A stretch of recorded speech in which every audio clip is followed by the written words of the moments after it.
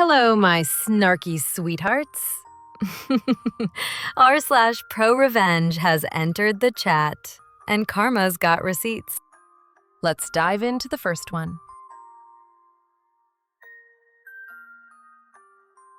I'm a 46-year-old woman, and my daughters, 17 and 15, have a strained relationship with my ex-husband's parents.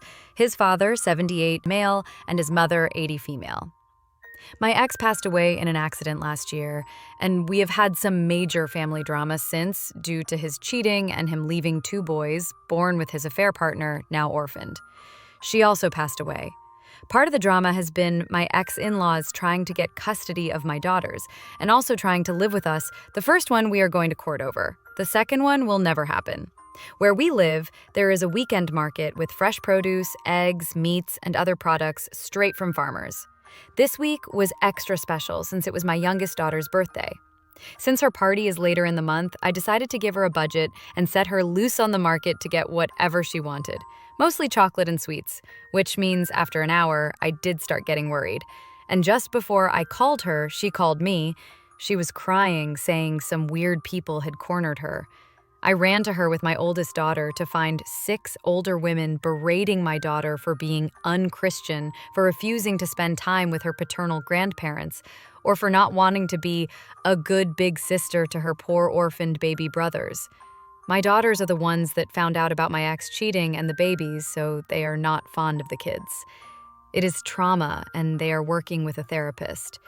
I got between the group and my daughter, telling my eldest to go pay for the stuff her sister had and to go to the car. Then I turned to the women, some of whom I knew from when we went to my ex-in-law's church, and ripped them a new one. They told me I was worse for refusing to obey my ex-in-laws like a good Christian wife. Eventually, the screaming got too loud, and we were all asked to leave the market. I met with my girls in the car, the women following me like a group of vultures.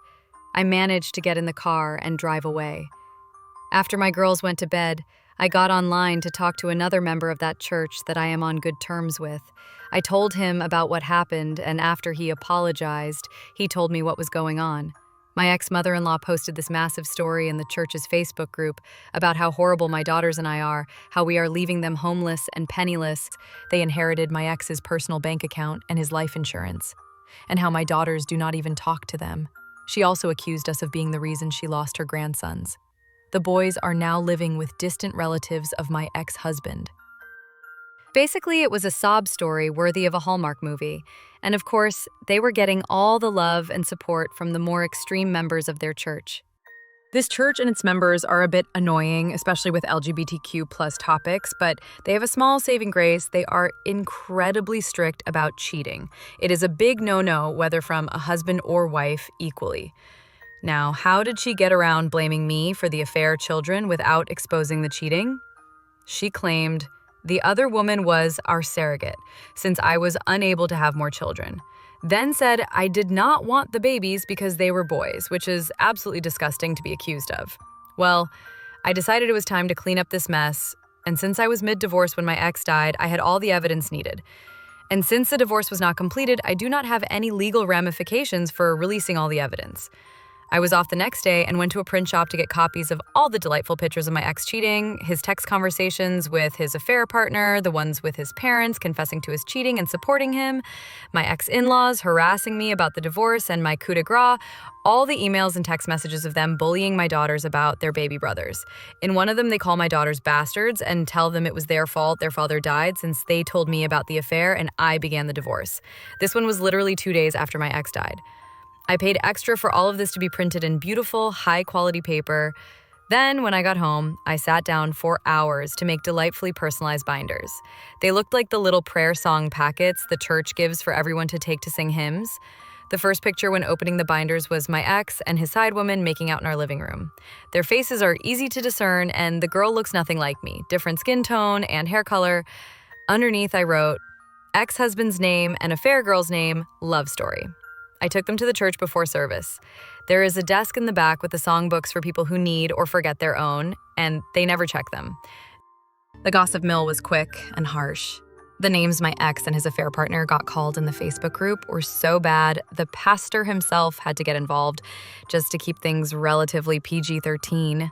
People were angry at my ex-in-laws for their abuse toward my daughters, but what made me laugh was that I was still in the wrong for the divorce, but it is understandable that I failed in my duties after the shock, and I possibly will one day return to the light, unlike my cheating husband and his Jezebel.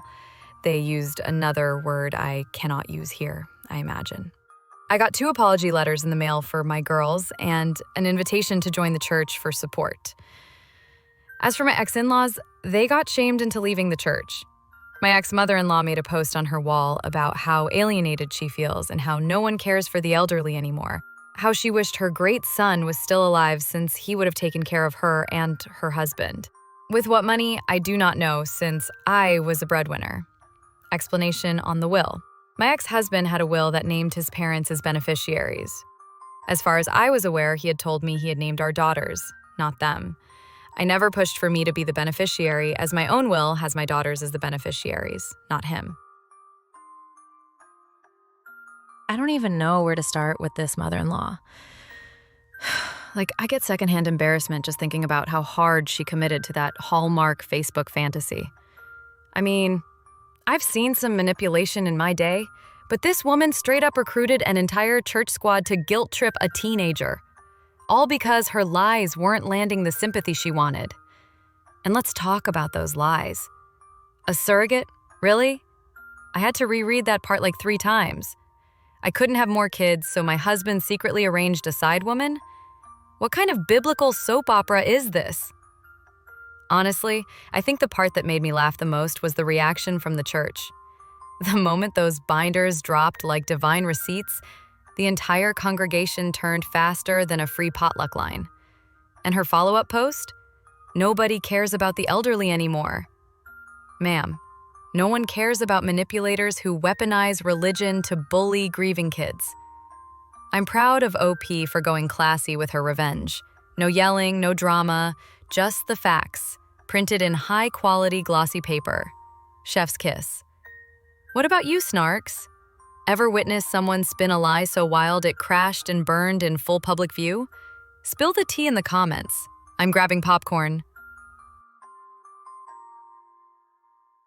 That's all for today's r/ProRevenge, where payback isn't just sweet, it's strategic. If that made you cheer or slow clap, go ahead and hit that thumbs up. Drop your thoughts in the comments. I love hearing what you do in their shoes. And if you're not subscribed yet, now's the time. Click that button, ring the bell, and I'll see you in the next one, where revenge is always best served with a smirk. Bye!